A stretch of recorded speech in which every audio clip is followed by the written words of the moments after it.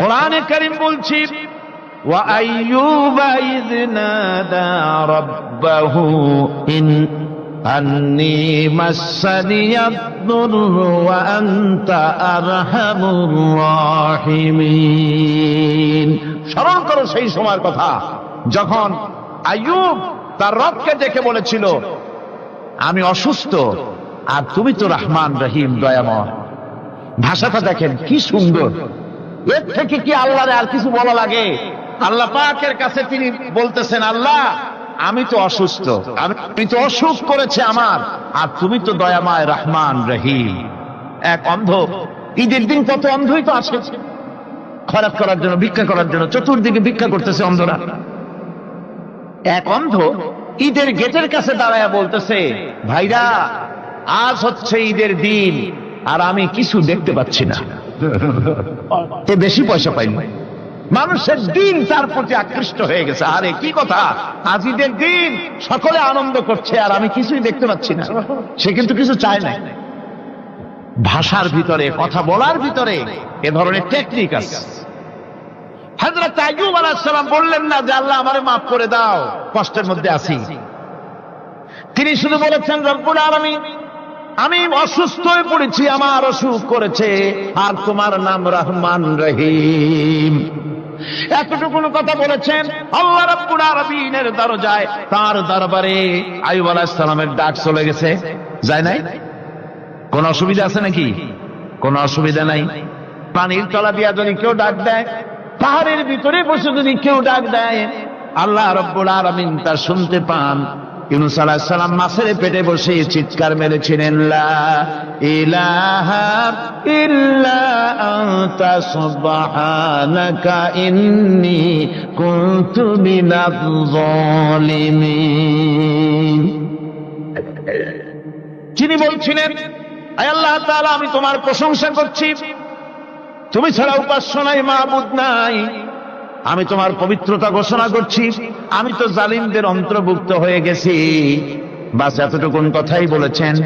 আল্লাহ পাক বলছেন, ইউনূসের ডাক তো কেউ শোনে নাই, পানির মধ্যে কেউ শোনে নাই, জমিনের কেউ শোনে নাই, মহাশূন্যের কেউ শোনে নাই, কিন্তু মাছের পেটের ভেতরে থেকে, গভীর অতল দরিয়ার তলদেশ থেকে মাছের পেটের ভিতরে বসে আমার ইউনূস যে ডাক দিল, ওই ডাক আমি আরশের মালিক আমি শুনতে পেয়েছি, আর সঙ্গে সঙ্গে জবাব দিয়েছি।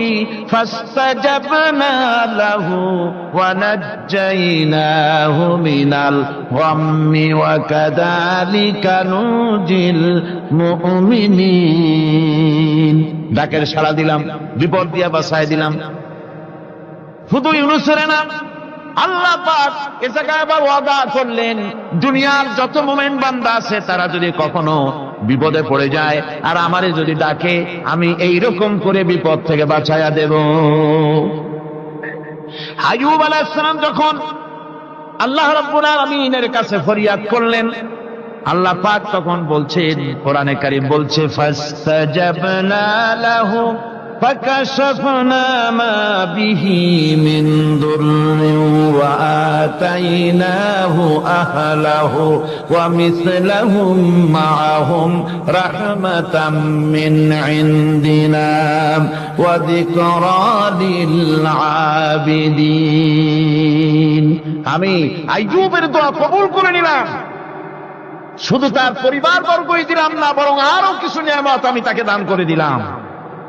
এবং তাই জন্য যেহেতু তারা ছিল আমার অনুগত বান্দা, আমার বাধ্যগত, আমি এই জন্য রহম করেছি, সমস্ত রোগ শোক আমি মাফ করে দিয়েছি। আমাদের সামান্য একটু জ্বর হয়, যদি 2-3 দিন জ্বর হয়েছে, জ্বর ছাড়ে না, বলে যে এত ভালো ভালো কাজ করি তারপর আমার এত জ্বর হওয়া লাগে, অমুকরা এত পাপ করে, তা তো কিছুই হয় না। খালি আল্লাহ আমার এই চোখে দেখলো, আমার বউর অসুখ, আমার অনুমতি ছাড়ি না। ভাইরা, আপনি ঠিক পান না যে কি গুনাহ আপনি করেন। কোরআনে কারীম বলছি, وما أصابكم من مصيبة فبما كسبت أيديكم ويعفو عن كثير। যত বিপদ তোমাদের উপর আছে সব দুই হাতের কামাই করা। আর আমি তো অনেকগুলো ক্ষমা করে দেই। তোমরা যত পাপ করো, আকাম করো, সবগুলির শাস্তি যদি দুনিয়ায় দিতাম শ্বাস করার সময় পেতে না। অসুখ হলেই অধৈর্য হয়ে যেও না, ধৈর্য ধরো। আল্লাহ পাক বলেন শুধু আইয়ুব নয়, ওয়া ইসমাঈল ওয়া ইদরিস ওয়া যাল কিফলি কুল্লুম মিনাস সাবিরিন। এইভাবে করে ইসমাঈল, ইদ্রিস, যুলকিফল সবাই ছিল ধৈর্যশীল। সুবহানাল্লাহ। ধৈর্যের চরম পরাকাষ্ঠা ছিলেন তিনি। কোরআনে কারীম নবীদের এই কথাগুলি আমাদের শোনাচ্ছে। হযরত ইয়াকুব আলাইহিস সালাম কলিজার টুকরা সন্তান হযরত ইউসুফ আলাইহিস সালামের জন্য তার মনটা পাগল ছিল। এত সুন্দর করে আল্লাহ তারে বানাইছিলেন, এত তিনি ছিলেন সৌন্দর্যের পিরামিড, যারা দেখলে চোখ ফিরানো যায় না। এমন সুন্দর সুপুরুষ যারা দেখি সেই যুগের সুন্দরী যুবতী মেয়েরা রূপের মোহে পড়ে নিজেদের আঙ্গুলগুলি কেটে ফেলে দিয়েছিল। রূপের মোহে এমন অবশ হয়ে গেছে, আঙ্গুল কেটেছে, হাত কেটেছে, টের পায় নাই। আবার ভুল বুঝবেন না, দুনিয়ার সেরা সুন্দর পুরুষ ইউসুফ আলাইহিস সালাম, তা কিন্তু রাসূলের চাইতে বেশি নয়। হযরত উম্মুল মুমিনিন আয়েশা রাদিয়াল্লাহু তাআলা আনহা তিনি বলেছেন, যেই সব সুন্দরী রমণীরা ইউসুফ আলাইহিস সালামকে দেখে রূপের মোহে পড়ে নিজেদের আঙ্গুলগুলো কেটে ফেলেছিল, ওরা যদি আমার হাবিবকে দেখতো, ওরা যদি আল্লাহ রাসূলকে দেখতো, তাহলে হাত কাটতে কাটতে কোন ফাঁকে যে কলিজা কেটে ফেলে দিত, ওরা টের পেত না। আবার বন্ধুগণ, হযরত আইয়ুব আলাইহিস সালাম সন্তানের মায়া, অন্যান্য ভাইরা হিংসায় পড়ে গেল, তারা নিয়ে তাকে কুয়ায় ফেলে দিল। সেখান থেকে তারা একটা ছাগল বা কোনো পশু জবাহ করে তার রক্ত মাখাইয়া জামায় এনে হাজির করে দিল হযরত ইয়াকুব আলাইহিস সালামের সামনে, যে তারে নিয়ে খেলা করতে গিয়েছিলাম, আমরা খেলায় লিপ্ত ছিলাম, বাগে খাইয়া ফেলাইছে। এগুলি কি গল্প? এগুলি কি কোরআন? আল্লাহ পাক শোনাচ্ছেন, বিশ্ববাসীকে শোনাইছেন। সূরা ইউসুফের চাইতে এত সুন্দর উপাখ্যান গোটা পৃথিবীতে আর নাই। সুবহানাল্লাহ। অনেকে ইউসুফ জুলাইখার কেসা খুব মজা করে পড়ে, ফুর্তি করে, প্রেমের গল্প পড়ে। এটা কোনো প্রেমের গল্প নয়। ইউসুফ আলাইহিস সালাম, জুলাইখা ইউসুফ আলাইহিস সালামের জন্য কাঁদতে কাঁদতে চোখ কানা হয়ে গেছে। এরপর ইউসুফ আলাইহিস সালাম জুলাইখারে পাওয়ার জন্য পাগল হয়ে গেছে। নাউজুবিল্লাহ, এটা হয়নি কখনো। তিনি আল্লাহর পয়গম্বর, আর আল্লাহ কেমনি তারে বাঁচিয়েছেন। যখন জুলাইখা ঘরের ভিতরে সুন্দর করে যৌন উন্মাদনামূলক চিত্র অঙ্কিত করে ঘরের মধ্যে আটকায় দিয়েছে, তালা লাগায় দিয়েছে, আর নিজে যৌন উদ্দীপক কাপড় চোপড় পরেছে না পরার মতোই। সে যুগের সুন্দরী মেয়ে জুলাইখা, তার কুপ্রবৃত্তিকে চরিতার্থ করার জন্য আহ্বান করা হয়েছে। হযরত ইউসুফ আলাইহিস সালাম লক্ষ্য করে দেখলেন এমন জায়গা, এখান থেকে পালাবার তো পথ নাই, দরজা বন্ধ করে দিয়েছে। তিনি শুধু তখন কেবলমাত্র আল্লাহ রাব্বুল আলামিনকে ভয় করলেন। আল্লাহকে ভয় করে আল্লাহর নাম নিয়ে যখন তালাবদ্ধ দরজার দিকে দৌড় দিয়েছেন, আল্লাহ রাব্বুল আলামিন আপন কুদরতে তালাগুলি খুলে দরজা তার জন্য উন্মুক্ত করে দিলেন। ইউসুফ আলাইহিস সালামকে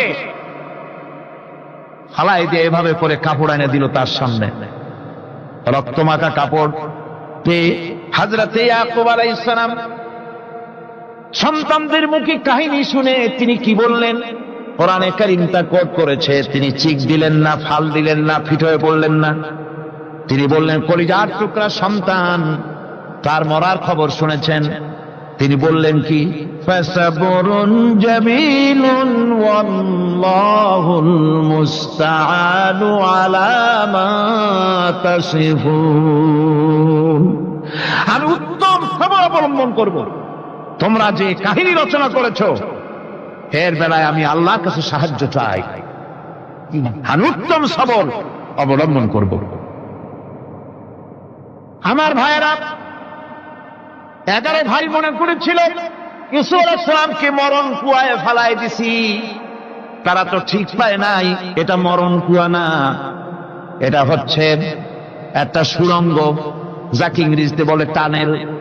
এটা এমন একটা সুড়ঙ্গ, ওরা মনে করেছে মরণ কুয়া, কিন্তু আল্লাহ রাব্বুল আলামিন এই কুয়াতে এমন বানালেন, ওরা একদিকে ফেলাই দিল মরণ কুয়ায়, এ কুয়ার আর এক মুখ দিয়া আল্লাহ রাব্বুল আলামিন ইউসুফ আলাইহিস সালামকে নিয়ে মিশরের সিংহাসনে বসায়া দিলেন। এটা মরণ কুয়া নয়, এটা রাজ সিংহাসনে বসার সুড়ঙ্গ পথ। ইউসুফ আলাইহিস সালাম আজ প্রেসিডেন্ট, সুবহানাল্লাহ, প্রেসিডেন্ট হয়ে বসে আছেন। ওদিকে কেনানে অভাব লেগে গেছে, সেখানকার মানুষেরা সাহায্য নিতে এসেছে, ওই 11 ভাইও আসছে। হযরত ইউসুফ আলাইহিস সালাম দেখেই চিনে ফেলেছে, ওরা কিন্তু তখনও ঠিক পায় নাই। হযরত ইউসুফ আলাইহিস সালাম চিনে ফেলেছেন। এখন কি করা উচিত? সবগুলোকে ঠ্যাং উপরের দিকে উঠাইয়া তারপরে সমানে ধোলাই দেওয়া হইতেও স্বাভাবিক ছিল, আমাদের মতো মানুষ হইলে, ঠিক কিনা? ঠিক তো বলবেনি, অভ্যাস তো এটাই।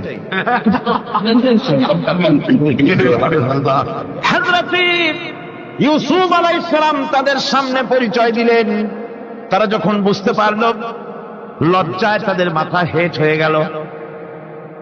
হযরত তার এক তো লজ্জা, আর 2 নম্বরের ভয়, জান নিয়া কেনানে কেউ ফিরে যাইতে পারবো না। এখন অবস্থা হয়েছে যে জীবনই যায় নাকি এখানে। হযরত ইউসুফ আলাইহিস সালাম ভাইদের এই করুণ দুরবস্থা বুঝতে পারলেন, বুঝে চরম ধৈর্য ধরে তিনি কি বললেন? তিনি বললেন, লা তাসরিবা আলাইকুমুল ইয়াউম। ও ভাইরা, তোমাদের বিরুদ্ধে আমার কোনো ক্ষোভ নাই, দুঃখ নাই, বিদ্বেষ নাই, হিংসা নাই, আল্লাহর রাস্তায় মাফ করে দিলাম। আল্লাহু আকবার, সুবহানাল্লাহ। এর নাম পয়গম্বর। এর নাম কি? পয়গম্বর। কিসের লেনিন, কিসের মার্কস? জওয়ানেরা, ভুল পথে মানুষ চলেছিল, আলহামদুলিল্লাহ আল্লাহ এগুলোরে ডাস্টবিনে ফালাই দিচ্ছে। কারণ আলহামদুলিল্লাহ, আলহামদুলিল্লাহ। পয়গম্বর কারে বলে? কারে বলে পয়গম্বর? কি চরিত্র! রাসূল করিম সাল্লাল্লাহু আলাইহি ওয়াসাল্লাম, তাকে একজন সাহাবী বলছিলেন, হুজুর বলছেন এই কামটা করলা না কেন? সাহাবী বললেন, হুজুর আপনি যদি চোখের ইশারায় বলতেন, মুখ দিয়ে না কইয়া, তাও তো আমি কামটা করে ফেলতাম, আমি তো বুঝি নাই। হুজুর বললেন, চোখে ঠারে ঠারে কাজ করা নবুয়তের শান নয়। আল ওয়াদুহু ওয়াস সারাহা, নবীরা যা করেন তা ডাইরেক্ট, কোনো বক্রতা নাই, স্পষ্ট কথা। আমার ভাইরা, হযরত ইউসুফ আলাইহিস সালাম বিনিয়ামিনকে কাছে নিয়ে পরিচয় দিলেন তার ভাইদের সামনে। কোরআনে কারীম বলছে, ক্বালা আনা ইউসুফ ওয়া হাদা আখি قد من الله علينا إنه من يتقي ويصبر فإن الله لا يضيع أجر المحسنين। আমি ইউসুফ আর এই হচ্ছে আমার ভাই। আল্লাহ আমাদের উপর ইহসান করেছেন। প্রকৃতপক্ষে যারা আল্লাহকে ভয় করে এবং সবর এখতিয়ার করে, আল্লাহ এভাবে তাদেরকে তাদের আমলকে নিষ্ফল হতে দেন না। আমার এই জামাটা নিয়ে যাও। হযরত ইয়াকুব আলাইহিস সালাম কলিজার টুকরা সন্তান ইউসুফ আলাইহিস সালামের বিরহ যন্ত্রণায় ছেলেকে কতদিন দেখে না, কাঁদতে কাঁদতে চোখ দুটো অন্ধ হয়ে গেছে। মিশর থেকে কেনানের দিকে জামা রওনা হয়েছে। কোথায় মিশর, কোথায় কেনান? জামা যখন রওনা হয়ে গেছে, হযরত ইয়াকুব বলতেছেন, আমি যেন আমার ইউসুফের গন্ধ নাকে পেতেছি। জামাত চলে এলো, চোখের উপরে রাখলেন, আল্লাহ রাব্বুল আলামিন তাকে চক্ষুষ্মান বানায়া দিলেন। ভাইরা আমার, পয়গম্বরেরা সবর করে গোটা দুনিয়ার মানুষের সামনে দৃষ্টান্ত সেট করেছেন সবর কারে কয়। আমার ভাইরা, হযরত ইব্রাহিম আলাইহিস সালামের কথা আল্লাহ পাক কোরআনে কারিমে বলছেন সবর কারে কয়। দেখো, শেখো সবর কারে কয়। আল্লাহ পাক বললেন, ইব্রাহিম তোমার বিবি আর তোমার নবজাতক এই সন্তানকে রেখে আসো মক্কা নগরীতে। তিনি চলে গেলেন, সেখানে ঘর নাই, বাড়ি নাই, কিচ্ছু নাই, চতুর্দিকে ধুধু বালু আর মরুভূমি। হযরতে হাজরা বলছেন, ইব্রাহিম সামান্য পানি আর খাবার দিয়া আমার সন্তান শুদ্ধ এখানে রেখে যেতেছো, আমি কি অপরাধ করেছি? কোনো জবাব নাই। দুইবার তিনবার বলার পরে হাজরা বলছেন, ইব্রাহিম গো, তবে কি আমার আল্লাহর হুকুম মতো আমারে রেখে যাচ্ছ নাকি? হযরত ইব্রাহিম আকাশের দিকে আঙ্গুল উঁচু করলেন। কথা বলবেন, বাক শক্তি বেরোচ্ছে না। 80 বছর বয়সের সময় একটা বাচ্চা আল্লাহ তারে দিচ্ছেন, আর এমন বাচ্চা পয়গম্বরের ছেলে, কি সুন্দর চেহারা, মরুভূমির উপরে ফালাই দিয়ে রওনা হয়ে যাচ্ছেন, মুখ দিয়া কথা সরছে না, আকাশের দিকে দেখালেন। হযরত হাজরা বুঝতে পারলেন। হযরত হাজরা বলেন, ইব্রাহিম কোনো চিন্তা নাই, নিশ্চিন্ত মনে বাড়ি ফিরে যাও। আমি আমার আল্লাহর উপরে এতটা ভরসা করি, আল্লাহর হুকুমে যদি আমার এখানে রেখে যেয়ে থাকো, আল্লাহ পাক আমাকে আর আমার কলিজার টুকরা ইসমাইলকে পানিতে আর খাবারে মারবেন না, অবশ্যই তিনি ব্যবস্থা করবেন। ব্যবস্থা হয়ে গেল। হযরত ইসমাইল বড় হয়ে গেলেন। আল্লাহ পাক অর্ডার করলেন, জবাহ করো ছেলেকে। হযরত ইব্রাহিম আলাইহিস সালাম যখন জবাহের প্রস্তাব করলেন, হযরত ইসমাইল তা আপত্তি করতেন, বাবাজি আমার মায়ের আর আমাকে বাচ্চা অবস্থায় ফেলে গেলেন, খাবার দেন নাই, পড়ার দেন নাই, বছরের পর বছর আমাদের এখানে কাটলো, দেখতেও আসেন নাই, আজ আসছেন জবাহ দিতে। এটা কেমন কথা? কি ধরনের বাপ আপনি? এরকম বলছে নাকি? এরকম বলছে। হযরত ইব্রাহিম আলাইহিস সালাম প্রস্তাবটা কিভাবে পারলেন? আল্লাহ পাক কোরআনে কারিমের দৃষ্টান্ত রেখে দিয়েছেন। আল্লাহ পাক বলছেন, হযরত ইব্রাহিম ছেলেকে বললেন, ইয়া বুনাইয়া,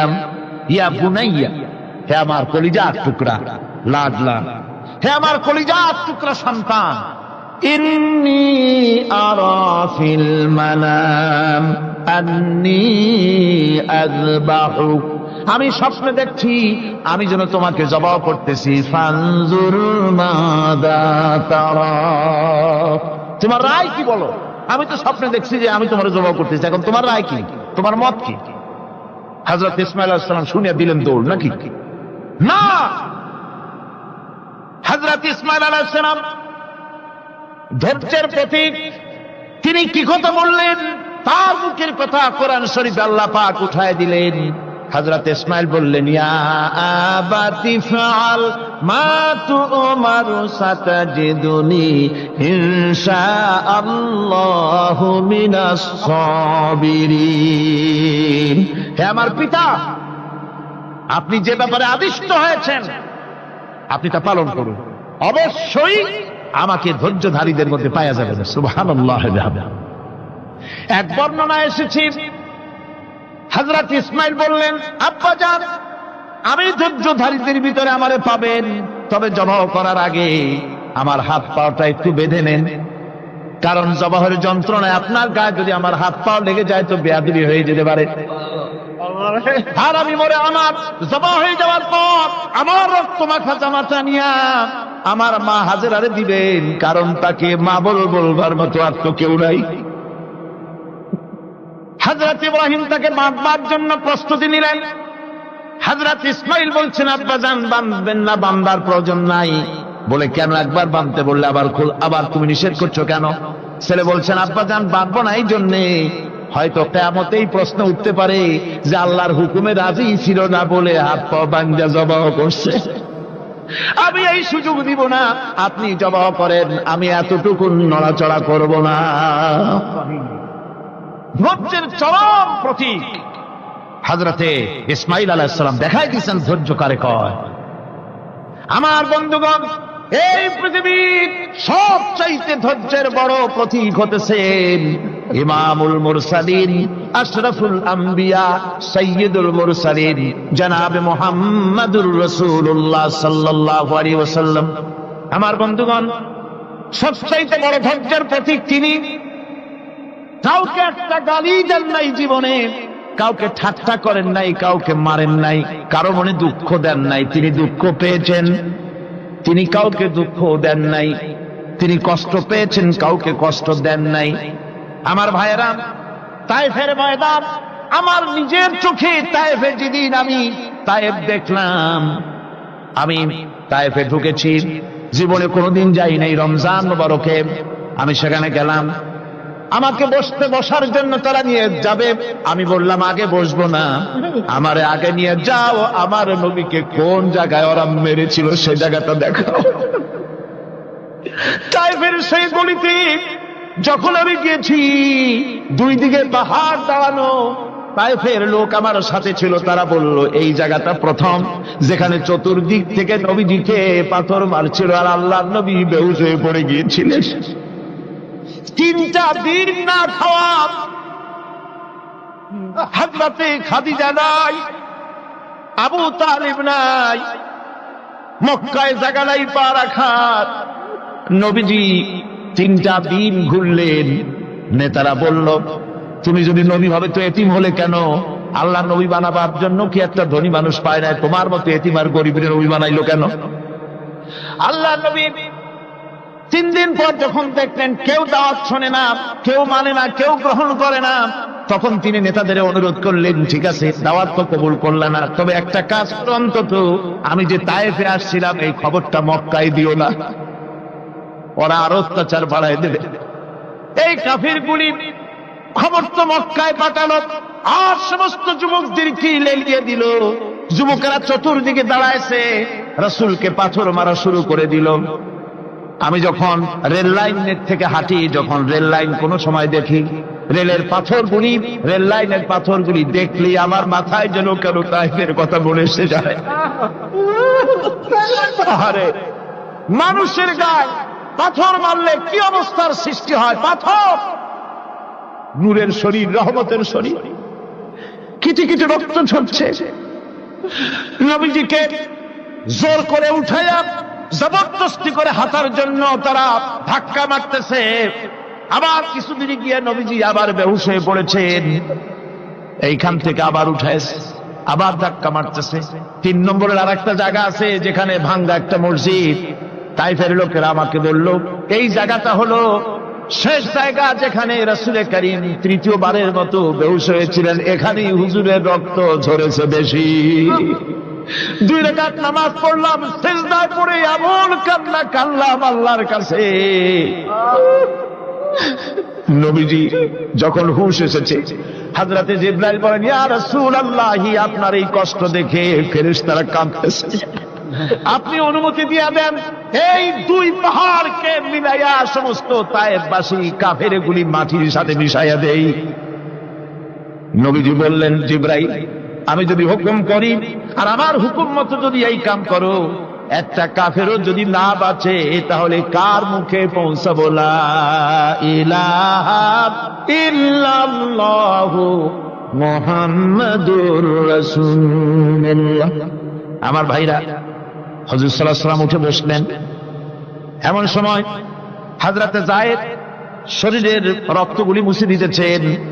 হুজুর সাল্লাল্লাহু আলাইহি ওয়াসাল্লাম বসে 2খানা হাত উত্তোলন করলেন। নবীজির চোখ থেকে পানি গড়ায় পড়তেছে। আরে কেউ নাই, আল্লাহ ছাড়া কেউ নাই সাহায্য করার।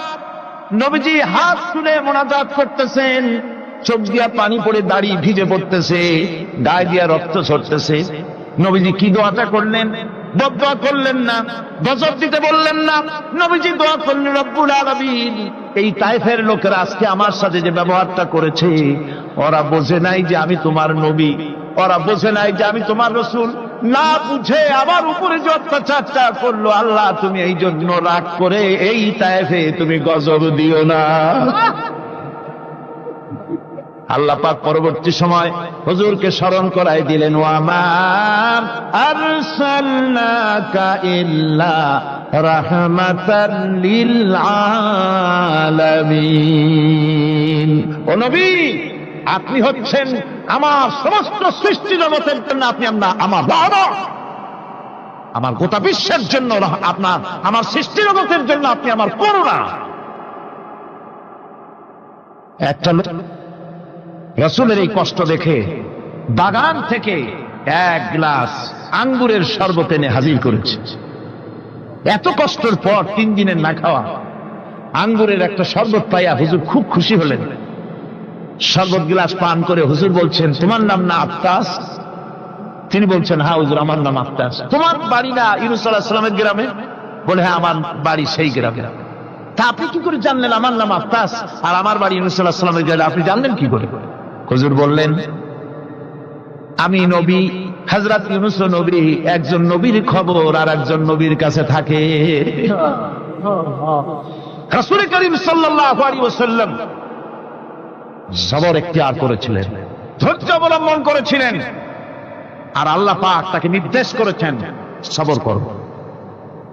واتبع ما يوحى إليك واصبر حتى يحكم الله। তুমি কেবল সেই জিনিসের অনুসরণ করো যা আমি তোমার প্রতি অবতীর্ণ করেছি। আমি আপনার উপরে যেটা অবতীর্ণ করেছি ওটার অনুসরণ করুন, আর সবর ইখতিয়ার করুন যতক্ষণ না আল্লাহর পক্ষ থেকে চূড়ান্ত ফয়সালা না আসে। ধৈর্য ধরুন, ধৈর্য ধরুন। আমার ভাইরা, কাফেরদের নির্যাতনের মোকাবেলায় আল্লাহ পাক তার হাবিবকে সান্ত্বনা দিয়েছেন। যখন কাফেররা নির্যাতন করতেছে, আহারে হযরতে বেলাল নির্যাতিত, হযরতে সুমাইয়া নির্যাতিতা, হযরতে খাব্বাব, হযরতে খুবাইব, হযরতে আম্মার রিদওয়ানুল্লাহি তাআলা আলাইহিম আজমাইন, এত মার হতেছে। হযরতে ওমর হযরতে খাব্বাব রাদিয়াল্লাহু তাআলা আনহুকে খোলা গায়ে দেখে বলছিলেন, খাব্বাব রে, তোমার পিঠে এত গর্ত কেন? এত গর্তওয়ালা পিঠ তো আমি মানুষের দেখি নাই, এত চিকুন কোমরওয়ালা মানুষও তো দেখি নাই। তিনি বলেছেন, ওমর তুমি কি ভুলে গেছো? ইসলাম কবুল করার অপরাধী কাফির বেঈমানেরা আগুন জ্বালায়া আংটা আগুনের উপরে আমাকে চিৎ করে শোয়াছে। আমি যেন নড়াচড়া করতে না পারি সেজন্য আমার বুকের উপরে পাথর চাপা দিয়ে রেখেছিল। গায়ের চর্বি আর রক্ত গলে গলে পড়ে আগুন নিবেছে, আর আগুন গোশত পুড়ে যে পিঠের মধ্যে প্রবেশ করেছিল আজও পর্যন্ত পিঠের সেই গর্ত সেরে যায় নাই। এভাবে অত্যাচার হচ্ছিল সাহাবীদের উপর।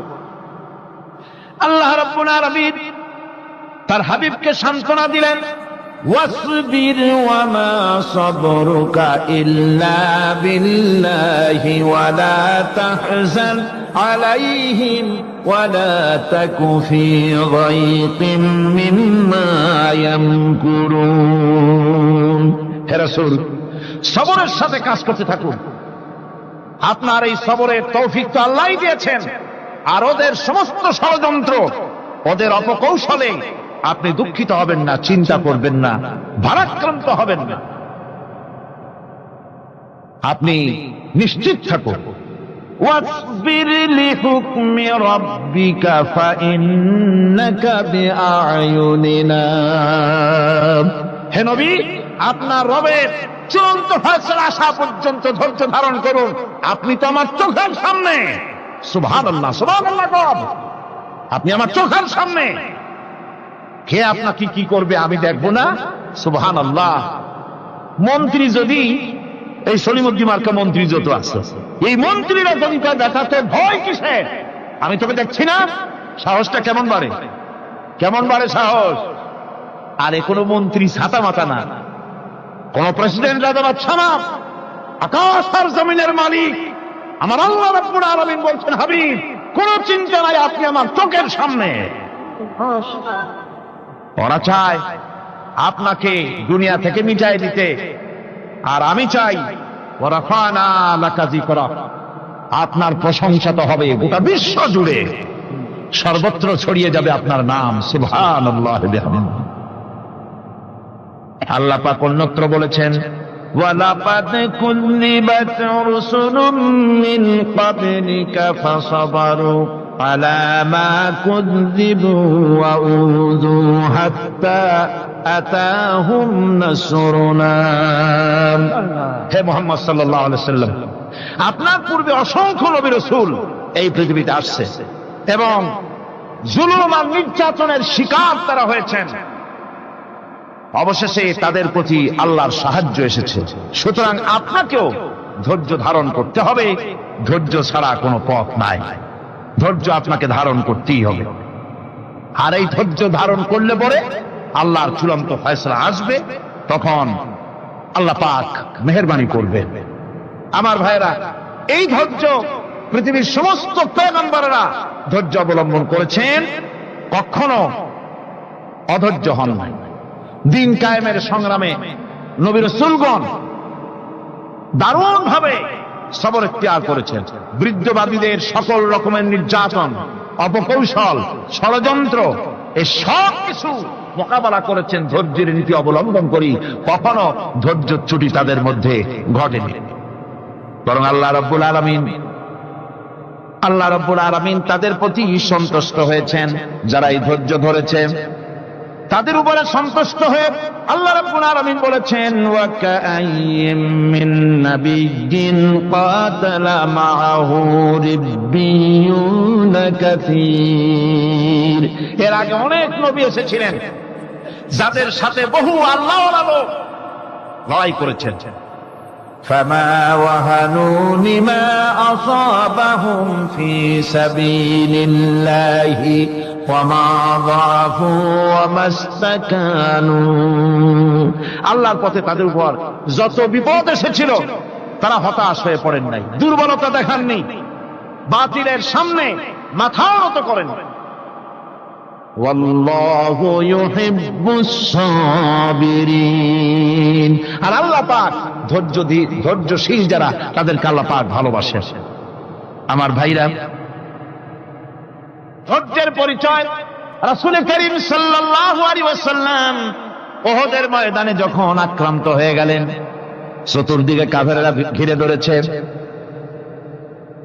বাঁচার কোনো পথ নাই। সাহাবায়ে কিরাম রাসূলকে পাহারা দিলেন। যারা রাসূলকে পাহারা দিতে দাঁড়ায়ছেন, জীবন দিয়া পাহারা দিতে দাঁড়ায় গেছে, রাসূলের দিকে মুখ দিয়া, পিঠটা বাইরের দিকে দিয়ে রাসূলকে পাহারা দেওয়া শুরু করেছেন। হুজুরকে পাহারা দিতে যারা দাঁড়িয়েছিলেন, কাফের কর্তৃক নিক্ষিপ্ত কি তীরগুলি এসে যখন বিঁধতেছিল, শুধু একজন সাহাবী হযরত তালহার পিঠের ভিতরে রাসূলকে হেফাজতের জন্য 80টা তীর একজনের পিঠের মধ্যে দিয়ে ঢুকেছে। এক অসতর্ক মুহূর্তে নবীজির দান্দান মোবারক শহীদ হয়ে গেল, শিরস্ত্রাণ ভেঙে গেল, লোহার কড়া প্রবিষ্ট হয়ে গেল কপালের ভিতরে। হুজুর মাথা ঘুরে পড়ে গেলেন।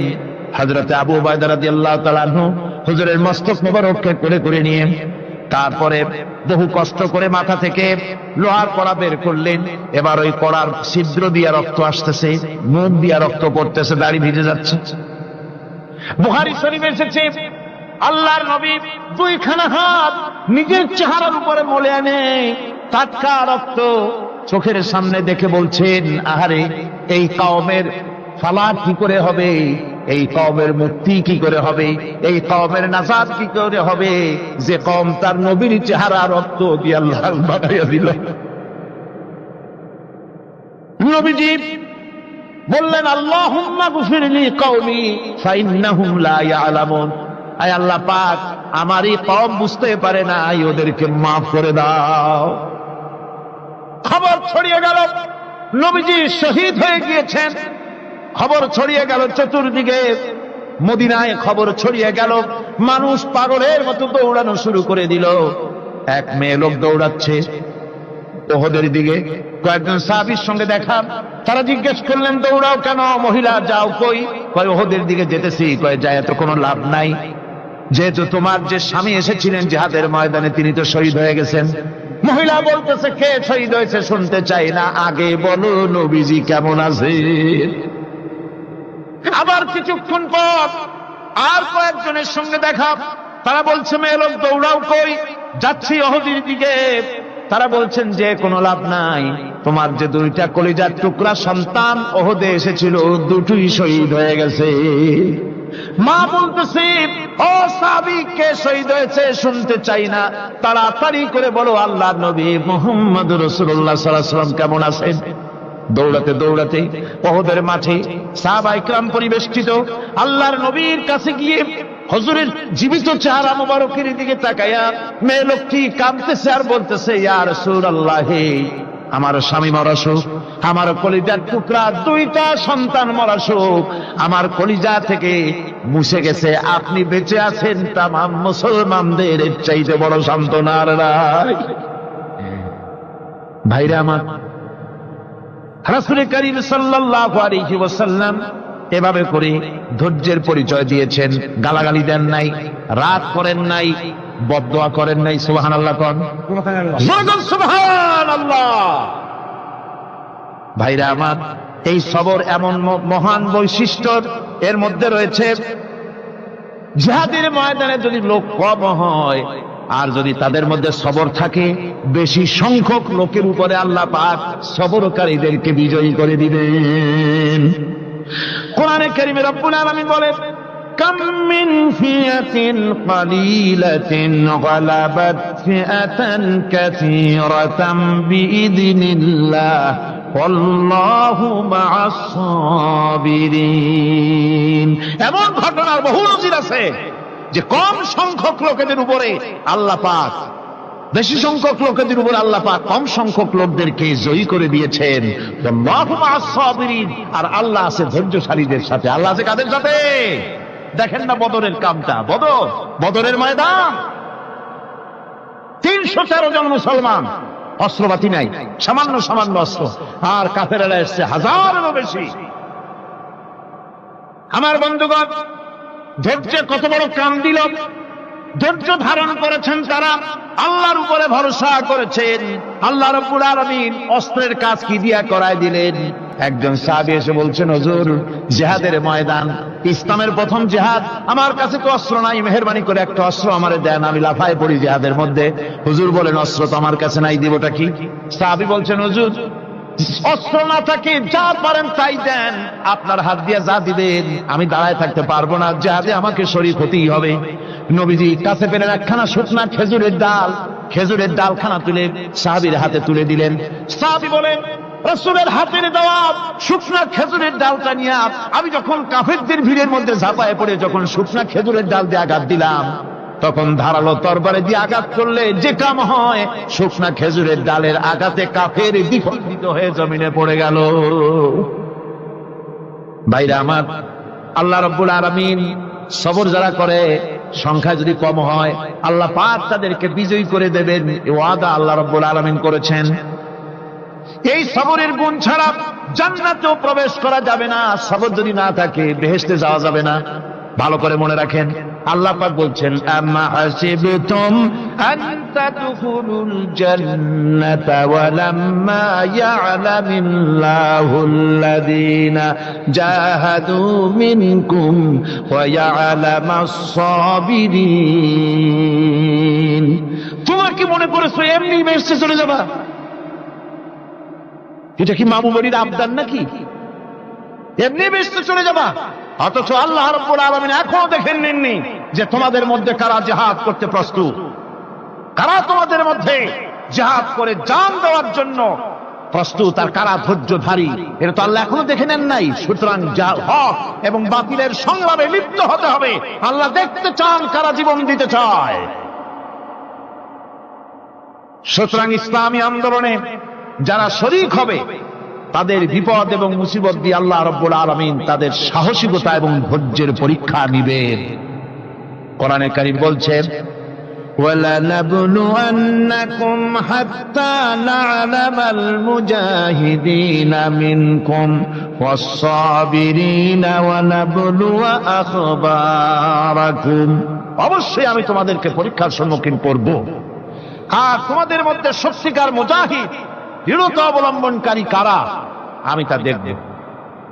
এটা যেন আমি দেখে নিতে পারি, সেই জন্য আমি বিপদ এবং মুসিবতের মধ্যে তোমাদের ফেলবো। ধৈর্যধারীদের উপরে আমার রহমত অবশ্যই থাকবে। খবর এমন এক সম্পদ যা ধারণ করলে পরে আল্লাহ রাব্বুল আলামিন রাষ্ট্রীয় ক্ষমতা দান করে দেন। কোন সুবহানাল্লাহ, জোরে কোন সুবহানাল্লাহ। ধৈর্য ধারণ করলে আল্লাহ রাষ্ট্রের মতো বিরাট নিয়ামত আল্লাহ হাতে তুলে দিবেন। তার প্রমাণ কোরআন শরীফ আল্লাহ বলছেন, বনি ইসরাইলরা মিশর থেকে যখন বহিষ্কার হয়ে গেল, তাদের যখন পা রাখার কোনো জায়গা থাকলো না, বনি ইসরাইলরা মিশর থেকে যখন বহিষ্কার হয়ে গেল, এরপরে আল্লাহ পাক তারা যখন ধৈর্য অবলম্বন করল, আল্লাহ পাক তাদের ব্যাপারে বলছেন, ওয়া আওরাসনাল কওমাল্লাযীনা কানু ইউসতাদআফুনা মাশারিকাল আরদি ওয়া মাগারিবা আল্লাতী বারাকনা ফিহা। আর তাদের স্থলে আমি নির্যাতিত লোকদেরকে প্রতিষ্ঠিত করলাম। পশ্চিম এবং উত্তরের তাদেরকে আমি পশ্চিম এবং পশ্চিম এবং পূর্বের উত্তরাধিকারী তাদেরকে বানায় দিলাম। বিরাট এলাকা তাদের হাতে আমি তুলে দিলাম। ওয়া তাম্মাত কালিমাতু রাব্বিকাল হুসনা আলা বানি ইসরাঈলা বিমা সাবারু। আর এভাবে করে আল্লাহ পাক তার কথাকে পূর্ণ করলেন বনি ইসরাইলদের উপরে। সবর ইখতিয়ার করার জন্য, ধৈর্য ধরার কারণে আল্লাহ পাক রাষ্ট্রের মালিক তাদের বানাই দিলেন। জোরে কোন সুবহানাল্লাহ। সবর যদি করা হয়, তো যুদ্ধ যদি বাদে, যদি জিহাদ শুরু হয়ে যায়, আল্লাহ পাক বলেছেন ফেরেশতা দিয়ে সাহায্য করবে। যদি সবর থাকে, তোমাদের সবর থাকলে আল্লাহ কি দিয়ে সাহায্য করবেন? ফেরেশতা। কোরআনে কারীম বলছে, বালা ইন তাসবিরু ওয়া তাত্তাকু ওয়া ইয়াতুকুম মিন ফাওরিহিম হাদা ইউমদিদুকুম রাব্বুকুম বিখামসাতি আলাফিন মিনাল মালাইকাতি মুসাউমিন। হ্যাঁ, তোমরা যদি ধৈর্য অবলম্বন করো আর আল্লাহকে ভয় করে চলো, তাহলে এক্ষুনি আল্লাহ রাব্বুল আলামিন তোমাদের জন্য কাতারে কাতারে শৃঙ্খলাবদ্ধ 10,000 ফেরেশতা দিয়ে তোমাদেরকে সাহায্য করবেন। সুবহানাল্লাহ। তোমাদেরকে ফেরেশতা দিয়ে সাহায্য করা হবে। তোমরা যদি সবর ইখতিয়ার করো, তাহলে সংখ্যা যদি কম হয়, বেশি সংখ্যার উপরে জয়ী করে দেব। ইয়াকুম মিনকুম 20 সাবিরুনা ইয়াগলিবু মিয়াতাইন। যদি তোমাদের ভিতরে ধৈর্যশীল 20 জন হয়, আমি 200 কাফেরের বিরুদ্ধে তোমাদেরকে জয়ী করে দেব। সুবহানাল্লাহ। তোমরা যদি হও ধৈর্যশীল 200, কি কয় 20 জন, 200 কাফেরের উপরে তোমরা জয়যুক্ত হয়ে যাবে। আর বিপদ আর মুসিবতে যারা ধৈর্য ধরে, তাদের জন্য আল্লাহর পক্ষ থেকে সুসংবাদ। সুসংবাদ কাদের জন্য? ধৈর্যধারীদের জন্য। কোরআনে কারীম বলছে, ওয়াবাশশিরিস সাবিরিনাল্লাযীনা ইযা আসাবাতহুম মুসিবাতুন ক্বালু ইন্না লিল্লাহি ওয়া ইন্না ইলাইহি রাজিউন। সুসংবাদ সেই সব ধৈর্যশালীদের জন্য যারা নাকি বিপদ এবং মুসিবতে আসলে যারা বলে, কি বলে? পড়েন আমার সাথে, ইন্না লিল্লাহি ওয়া ইন্না ইলাইহি রাজিউন। এটা শুধু আমাদের লোকেরা কেউ মরলে পড়ে, এটা শুধু মরার সময় নয়, বরং যে কোনো বিপদ আর মুসিবত এলে মুমিন বান্দা যারা, তারা কি পড়বে? ইন্না লিল্লাহি ওয়া ইন্না ইলাইহি রাজিউন। নিশ্চয়ই নিশ্চয়ই আমরা আল্লাহর জন্য এবং আমাদের সকলকেই আল্লাহর কাছে ফিরে যেতে হবে, প্রত্যাবর্তিত হতে হবে। সবরকারীদের জন্য রয়েছে জান্নাতের সুউচ্চ সম্মানের জায়গা। জান্নাতে সবচেয়ে সম্মানজনক জায়গা আল্লাহ রাব্বুল আলামিন ধৈর্যশালীদেরকে দান করবেন। কোরআনে কারীম বলছে, উলাইকা ইউজসাউনাল গুরফাতা বিমা সাবারু ওয়া ইউলাক্কাউনা ফিহা তাহিয়াতাও ওয়া সালামা। এরা হলো সেই সব লোক যাদেরকে প্রদান করা হবে বেহেশতের সুউচ্চ মঞ্জিল, কারণ তারা সবর ইখতিয়ার করেছিল, তারা সবর করছিল। এই জন্য বেহেশতের সবচাইতে ভালো জায়গা তাদের দেওয়া হবে। কোন আলহামদুলিল্লাহ, জোরে কোন আলহামদুলিল্লাহ। এবং জান্নাতে সবরকারীদেরকে সম্বর্ধনা দেওয়া হবে, সম্বর্ধনা দেওয়া হবে। খালিদিনা ফিহা হাসনাত মুস্তাকাররান ওয়া মুকামা, চিরদিন তারা জান্নাতের ভেতরে বসবাস করবে এবং কতই না সুন্দর, কতই না উত্তম জায়গা সবরকারীদের জন্য আল্লাহ বেহেশতের মধ্যে রেখে যাবেন। জান্নাতে প্রবেশ করার সাথে সাথে চতুর্দিক থেকে ফেরেশতারা ছুটে আসবে সবরকারীদের জন্য। ওয়াল মালাইকাতু ইয়াদখুলুনা আলাইহিম মিন কুল্লি বাব, চতুর্দিক থেকে ফেরেশতারা তাদেরকে ইস্তেকবাল করবে। কি বলবে? সালামুন আলাইকুম বিমা সাবারতুম ফানি'মা উকবাদ, তোমাদের প্রতি শান্তি বর্ষিত হোক, কারণ তোমরা পৃথিবীতে সবর অবলম্বন করেছিল।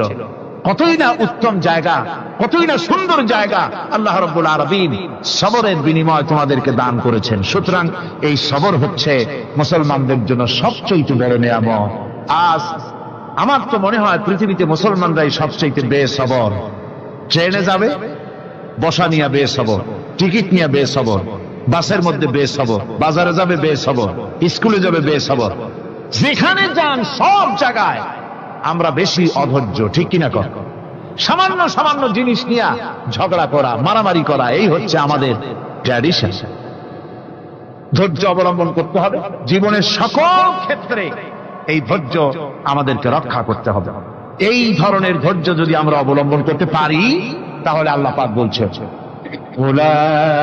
উলাইকাল্লাযীনা সাদাকু ওয়া উলাইকা হুমুল মুত্তাকুন, এরাই হলো ঈমানের দাবিতে সত্যবাদী। কোন আলহামদুলিল্লাহ। কারা কারা? না না, শুধু সবরকারী না, এই যে 10টা পয়েন্ট বলা হলো, কয়টা পয়েন্ট বলা হয়েছে? 10টি পয়েন্ট। সেই 10টি পয়েন্ট যারা পালন করবে এরা হলো ঈমানের দাবিতে সত্যবাদী, আর এরাই হচ্ছে প্রকৃতপক্ষের মুত্তাকি। আমরা মুত্তাকি বুঝি দাঁতে ছাতা, দাড়ি টাড়ি আশ্রয় না, জাব্বা জুব্বা গায়ে দিয়ে কোনো জায়গায় পড়ে থাকে, হ্যাঁ এটা বড় মুত্তাকি, খুব পরহেজগার। সালাত সত্তর যদি পড়ে তাহলে তো আরো বড় পরহেজগার। জি, আর যদি কাপড় চোপড় মোটেও না থাকে তাহলে তো খাজা বাবা হয়ে গেল। জি, নাউযুবিল্লাহ মিন যালিক। আর আল্লাহ বলছে মুত্তাকি কারে কয় শোনো, এরে কয় মুত্তাকি যাদের মধ্যে এই 10টা গুণ আছে।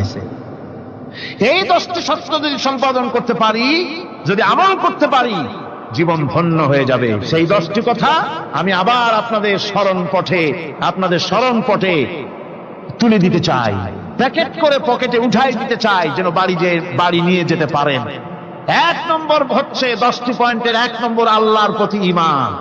1 নম্বরে আল্লাহর প্রতি ঈমান, 2 নম্বরে পরকালের প্রতি ঈমান, 3 নম্বরে ফেরেশতাদের উপর ঈমান, 4র্থ নম্বরে কিতাবের প্রতি ঈমান, 5ম নম্বরে নবীদের প্রতি ঈমান, 6ষ্ঠ নম্বরে সহায় সম্বলহীন নিকটবর্তী আত্মীয়, ইয়েতিম, মিসকিন, প্রবাসী, মুসাফির, সাহায্য প্রার্থী, এদেরকে মুক্ত করার জন্য এদেরকে সাহায্য প্রদান করা, 7 নম্বরে নামাজ প্রতিষ্ঠা করা, 8 নম্বরে যাকাত আদায় করা, 9 নম্বরে ওয়াদা পালন করা, 10 নম্বরে সবর এখতিয়ার করা। কয়টা হইল? এই 10টি কাজ যদি আমরা পালন করতে পারি, বিপদে মুসিবতে ধৈর্য ধারণ করতে পারি, যত মুসিবত আসুক, আসলে এগুলি কিছু না। মুসিবত আল্লাহ টেস্ট করবেন, মুসিবত দিয়া আল্লাহ টেস্ট করেন। দেখা যায় যে ওদের শক্তি খুব বেশি, চোখে আপনি দেখতে পারেন, কিন্তু আল্লাহ বলছেন ইন্না কায়দাশ শায়তানে কানা দাঈফা। বাতিলরা হলো শয়তান। বাতিলরা কি? আর ওদের চক্রান্ত আসলেই দুর্বল। এদের চক্রান্ত আসলে কি? দুর্বল। কাজেই এগুলিকে ভয় করা যাবে না। বিপদে মুসিবতে ধৈর্য ধারণ করে যদি অগ্রসর হওয়া যায় তো আল্লাহ রাব্বুল আলামিন এই 10টি পয়েন্ট যদি আমল করা যায়, দুনিয়াও শান্তি পাবো, আখিরাতেও শান্তি পাবো। যত মুসিবত আসুক, বিপদ আসুক, ধৈর্যের সাথে মোকাবেলা করতে হবে। ধৈর্যের অর্থ কি?